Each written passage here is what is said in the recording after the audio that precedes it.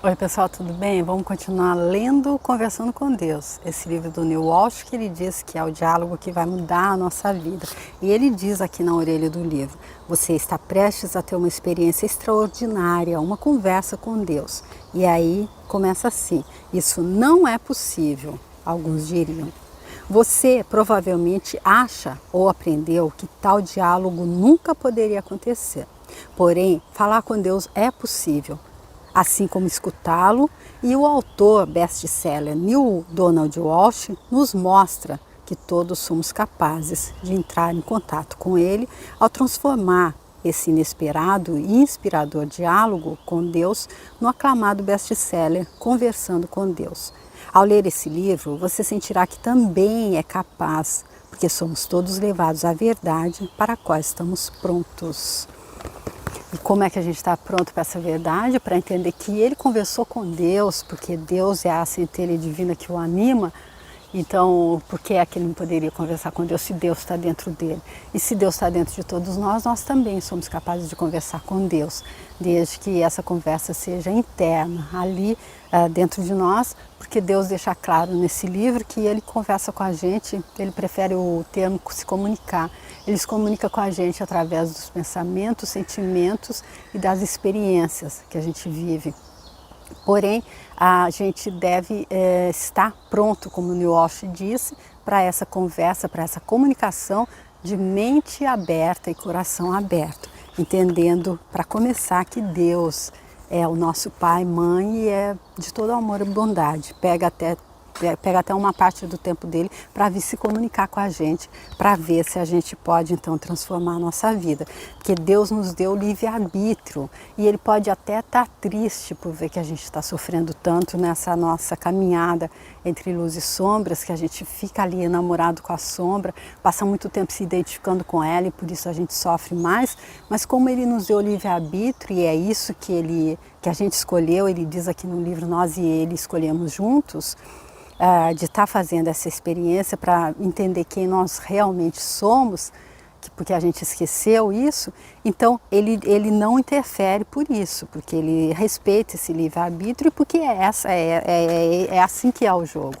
Porém, ele diz que se a gente passa por a gente, ele pegou o tempo dele para vir nos explicar exatamente para que a gente não fique tanto tempo ali perdido, flertando com a sombra, né? Que a gente acorde, a gente desperte e a gente entenda quem a gente é. Então, se a gente está vivendo coisas que não são compatíveis com a perfeição do eu sou que nós somos, então é porque a gente está criando, ainda que inconscientemente, coisas que a gente não gostaria de viver. Então, a gente tem que estar revertendo isso, e isso tudo passa pela nossa decisão de ser os capitães da nossa alma, senhores do nosso destino, donos da nossa mente, como diz o Napoleão Hill. Então, gente, no último vídeo, Deus estava respondendo a pergunta do Neil Walsh, quando ele diz: o Senhor está dizendo que todos os eventos ruins que nos acontecem foram escolhidos por nós? E aí ele deixa claro que ainda que inconscientemente foram escolhidos por nós, por tudo isso que eu disse, até porque ele disse que ele nos deu livre-arbítrio e a gente cria. E aí então, no vídeo anterior, como a pergunta foi muito longa, aí eu não terminei a resposta dele, a resposta estava muito longa, eu não terminei, mas o que ele disse da resposta ali no vídeo anterior para concluir o vídeo foi: dessa forma vocês criam coletiva e individualmente a vida e os tempos que estão experimentando, e o objetivo é a evolução da alma. Ou seja, que a gente não veio para sofrer aquela coisa que é depois que a gente passar, que a gente deve sofrer muito, que a gente deve viver na pobreza, porque só depois é que a gente vai para o céu. Não é nesse sentido, da forma como eu entendo, mas sim no sentido de estar experienciando, como ele deu o exemplo ali da luz, da pequena luz, que ali, como ela estava no meio de tudo era luz, ela não podia saber quem ela era. Aí Deus deu a ela a oportunidade de vir para um lugar onde tinha sombra, onde tinha escuridão, e assim ela pode experienciar o que ela é. Mas ela também tem o livre-arbítrio para se identificar com a sombra o tempo que ela quiser. E aí ela cria coisas que a faz sofrer. Vamos ver como continua a resposta de Deus. Você perguntou se há um modo menos doloroso de passar por esse processo. E a resposta é sim. Contudo, nada em sua experiência exterior terá mudado.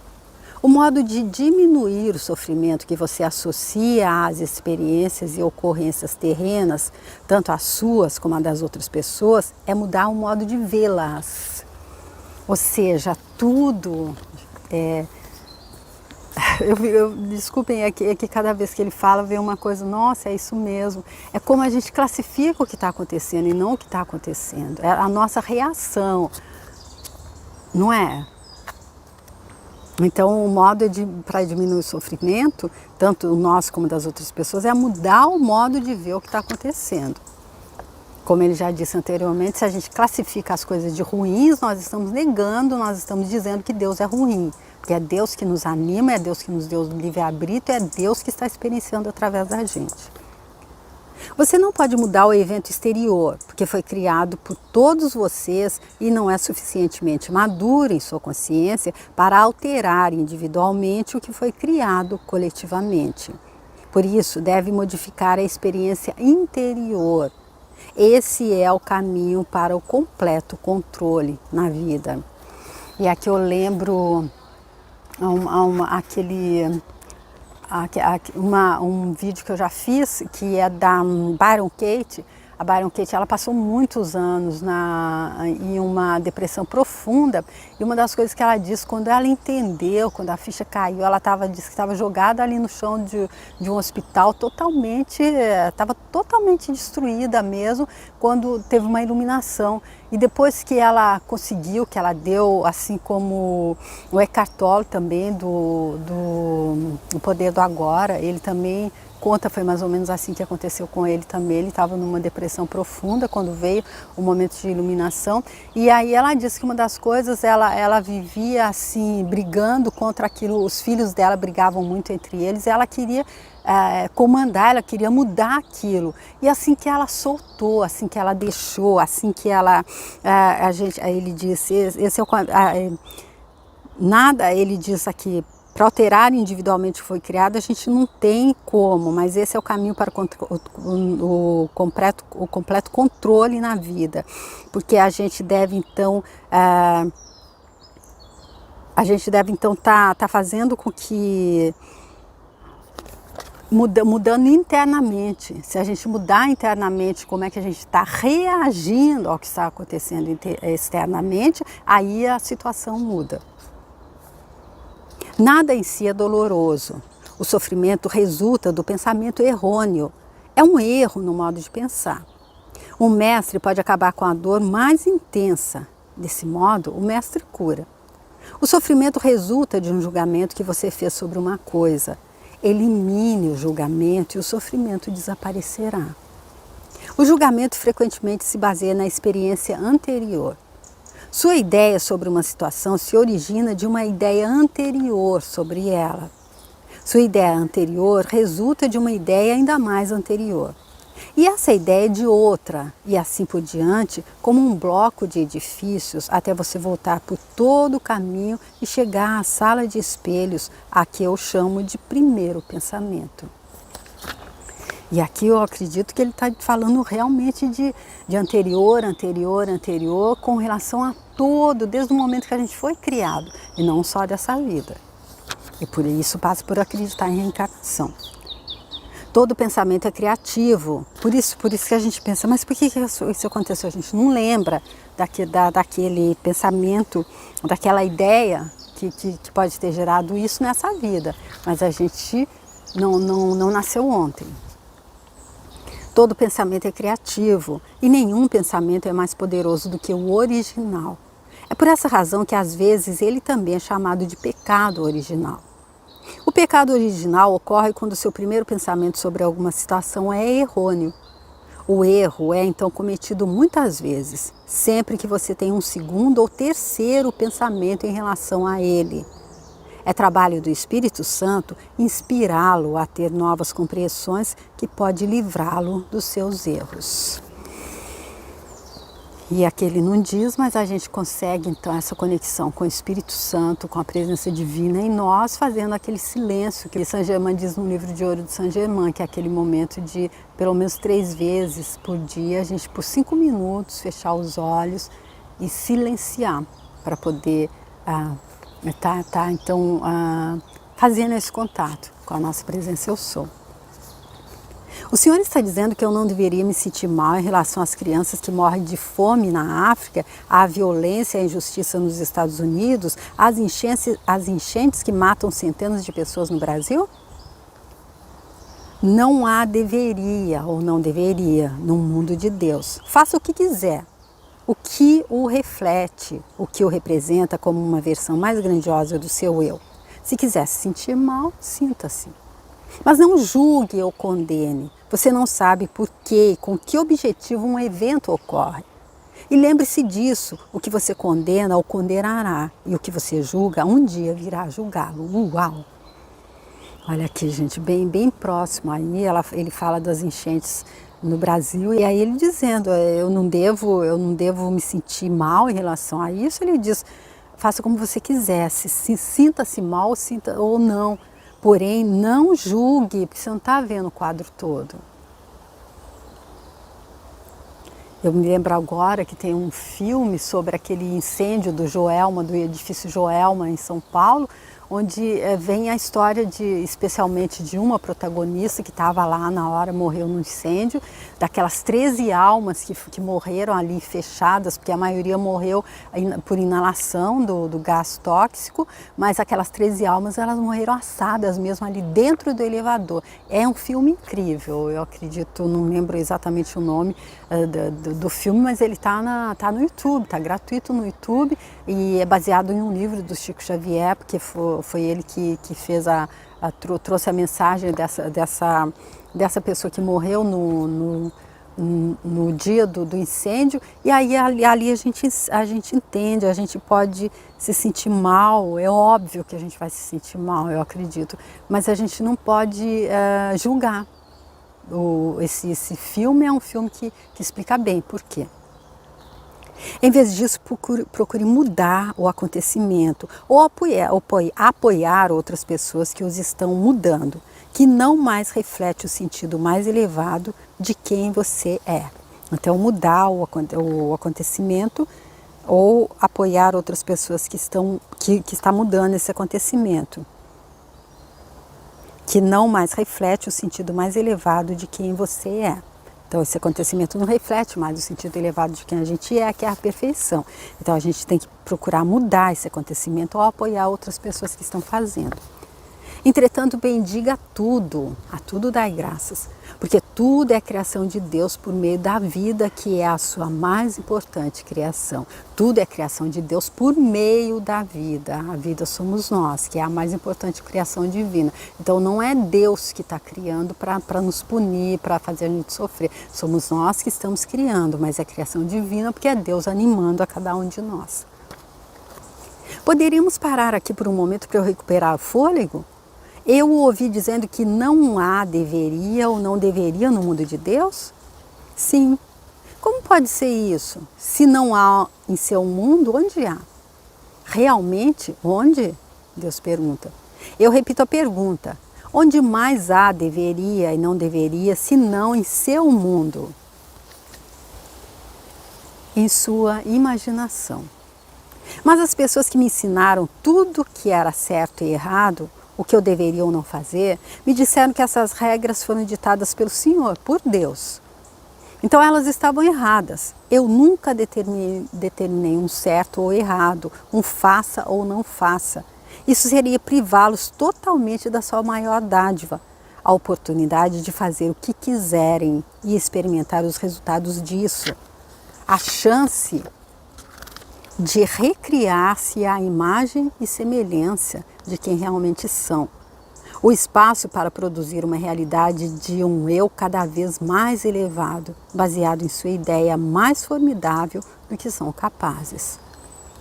Então, mais uma vez, Deus dizendo que Ele nunca disse que estava certo ou errado, faça ou não faça. Ele acabou de dizer ali, quer se sentir mal, se sinta, quer se sentir bem, sinta-se. Você tem um livre-arbítrio. E também Ele não disse que tinha certo ou errado, porque Ele sabia que Ele ia nos colocar numa realidade relativa, dual, onde nós estamos sobre a lei do ritmo, a lei da polaridade.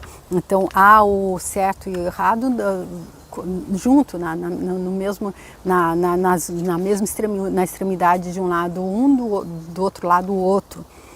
Então por isso isso nos daria a chance de por nós mesmos, de ter valor, de valorizar a nossa escolha, de cada vez nos melhorar.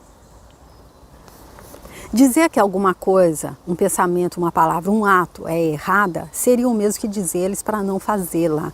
Isso seria proibi-los, restringi-los, negar-lhes a realidade de quem vocês realmente são, assim como a oportunidade de criar e experimentar essa verdade. Há aqueles que dizem que eu lhes dei o livre-arbítrio, mas essas mesmas pessoas também dizem que vocês não me obedeceram. Também dizem que se vocês não me obedecerem, eu as mandarei para o inferno. Que tipo de livre-arbítrio é esse? Isso não é duvidar de Deus e de qualquer tipo de relacionamento verdadeiro entre nós? Então aqui Deus explicando que também dizem que nos deram livre-arbítrio. A gente vai ali, o nosso dirigente religioso diz, vocês têm livre-arbítrio. Mas depois ele diz, mas se vocês não obedecerem, esse Deus ciumento e vingativo que julga, no final ele vai julgar vocês e vai mandar para o inferno. Aí ele dizendo, que tipo de livre-arbítrio é esse? Isso não é duvidar de Deus? Isso não é desconhecer Deus? Bem, agora estamos entrando em outra área que eu queria discutir, que é tudo o que diz respeito a céu e inferno. Pelo que estou entendendo, não existe inferno, diz o Neil Walsh. Existe, mas não é o que vocês pensam, e não vivem essa experiência pelos motivos que lhes disseram. Existe, mas não é o que vocês pensam. E vocês não vivem essa experiência pelos motivos que lhes disseram. O que é o inferno? É a experiência do pior resultado possível de suas escolhas, decisões e criações. É a consequência natural de qualquer pensamento que negue a mim ou quem vocês são em relação a mim. Ou seja, bem clarinho aqui, o inferno não é o oposto do céu, onde está ali o oposto de Deus. Foi Deus que criou e na hora ele vai, se a gente não seguir, ele vai mandar a gente ali para o inferno. Inferno é a consequência natural de qualquer pensamento que negue a mim. Então quando é que eu nego a Deus? Quando eu acredito que Deus é isso, que Deus é cimento vingativo e vai levar só eu com ele para o céu e os outros, meus irmãos que Jesus Cristo veio ensinar a chamar de irmãos, vão para o inferno. Nessa hora eu estou fazendo que esse pensamento que eu estou tendo, ele nega a Deus, o Deus de supremo amor e bondade, e aí isso me faz experienciar o inferno. Por exemplo, eu vi uma frase do Dr. Haroldo Dutra Dias, lá no canal dele, Espiritualidade e Vida, que ele diz, quem tem o inferno nos olhos vê o diabo em tudo que olha. É o sofrimento provocado pelo pensamento errôneo. Contudo, até mesmo o termo pensamento errôneo é inadequado, porque não existe o errado. O inferno é o oposto da alegria, é insatisfação, é saber quem e o que você é e não experimentá-los, é ser menos. Isso é inferno e não existe um maior para a sua alma. Ou seja, o inferno está na nossa mente, como o Napoleão Hill explica ali no livro Mais Esperto que o Diabo. Eu fiz também uma série, eu deixo aqui a playlist, porque vale tanto a pena ver como esse aqui. Que o diabo só está na mente de quem não entendeu quem é Deus. Quem abre a nossa mente para o diabo entrar é o medo, e o inferno só existe, então, desse jeito. Quando a gente está na insatisfação, a gente está triste, é o oposto da alegria, é saber quem a gente é, ali mesmo que inconscientemente, e aí a gente nega, a gente não experimenta isso que a gente é, que é a perfeição absoluta. Mas o inferno não existe como esse lugar que vocês fantasiaram, onde queimam em um fogo eterno, ou existe um estado de tormento eterno. O que eu ganharia com isso? Deus deixando bem claro aqui, então. Por quê? Porque Deus ia criar isso. Meu Deus, tem que ser muito... Nem o ser humano não criaria isso. É muita ruindade se existisse, muita maldade. Eu criar um lugar, então, que porque as pessoas que não seguiram aqueles dogmas da religião, do que eu estou fazendo, então elas vão sofrer eternamente. Eu vou ficar ali no céu, tranquilo, sabendo que tem gente sofrendo eternamente, gritando eternamente, sendo queimado. O que eu ganharia com isso? Mesmo se eu tivesse o pensamento extraordinariamente, não duvido de que vocês não mereciam. Desculpem, mesmo se eu tivesse o pensamento extraordinariamente não divino de que vocês não mereciam o céu, porque precisaria procurar alguma coisa, algum tipo de vingança ou punição por seu fracasso, não poderia simplesmente dar fim a vocês? Que parte vingativa de mim exigiria que eu os condenasse a um sofrimento eterno, indescritível? Olha só, isso que... E ainda bem, isso com certeza eu já entendi há bastante tempo, porque eu acho que simplesmente, poxa, ali no juízo final, se fosse dessa forma, meu Deus, Deus além de, tem que ser muito, muito, muito vingativo, muito mesmo, ciumento, vingativo, muito, muito ruim mesmo, porque ele podia também fazer o juízo final ali, se fosse realmente assim, separava os bons, levava com ele para o céu, e os ruins ele exterminava, acabava com o sofrimento deles. Aí por que ele ia condenar um sofrimento eterno, indescritível? Se eu ainda assim continuo acreditando nesse Deus ciumento e vingativo, em céu e inferno, então ainda preciso de algumas idas e vindas nessa nossa roda de samsara. Se você responder que eu faria isso por uma necessidade de justiça, uma simples negação de comunhão comigo no céu não serviria ao mesmo objetivo? A imposição de um sofrimento eterno também seria necessária? Ou seja, se Deus quisesse justiça, tá? Ele falou, ó, é por esse caminho, eu insisti, eu fui pelo outro, tá bom, agora ele quer fazer justiça, não posso te admitir então no céu, porque você não seguiu o que eu estava te falando, e eu sou ciumento e vingativo, eu julgo mesmo, eu condeno mesmo. Mas então, pô, precisa um sofrimento eterno? Não podia só acabar com a pobre pessoa? Eu digo que não há uma experiência após a morte como a que vocês imaginaram em suas teologias baseadas no medo. No entanto, há uma experiência da alma tão infeliz, tão incompleta, tão menor do que o todo, tão separada da maior alegria de Deus, que para essa alma isso seria um inferno. Então aqui não há essa experiência que a gente imaginou, essa experiência então baseada no medo, essa experiência de que a gente vai torrar no fogo do inferno eternamente, mas sim essa experiência criada por nós mesmos na nossa mente, que é tão infeliz, tão incompleta, tão menor que o todo, tão separada da maior alegria de Deus, que para essa alma isso seria o inferno. Mas eu não os mando para lá e tampouco lhes imponho essa experiência. Vocês mesmos a criam, sempre que separam seu eu do seu próprio pensamento mais elevado em relação a vocês. Sempre que o negam e rejeitam quem e o que realmente são. E a gente vê bem ali no livro Nosso Lar, no filme, dá para ver quem viu o filme, o personagem ali então do André Luiz, enquanto ele fica ali no inferno, que no espiritismo se chama de umbral, e ele está ali, meu Deus, ele vê coisas horríveis, é sofrimento absurdo, total, até que ele se lembra de quem ele é, ele pede socorro e aí tudo muda. Até e aí ele começa a trabalhar exatamente porque eu acredito que a evolução passa por isso. A gente vai plantando e vai colhendo, vai plantando e vai colhendo, vai plantando, vai entendendo que a gente plantou erva daninha e plantou espinho, se lanha todo ali no espinho e vai colhendo, mas não porque Deus nos condenou a isso.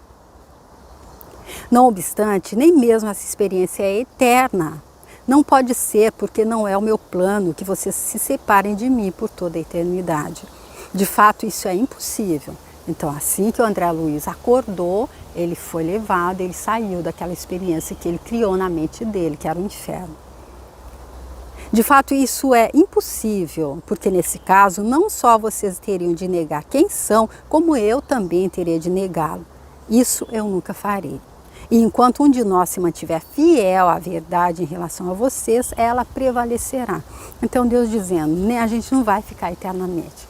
Mesmo que a gente acreditou nisso ali, cada vez que a gente for, que a gente morrer, a gente vai enfrentar esse inferno que a gente mesmo criou por causa do medo. A gente resolveu as nossas questões baseadas no medo e não no amor. A gente não entendeu a mensagem de Jesus Cristo, que é toda baseada no amor.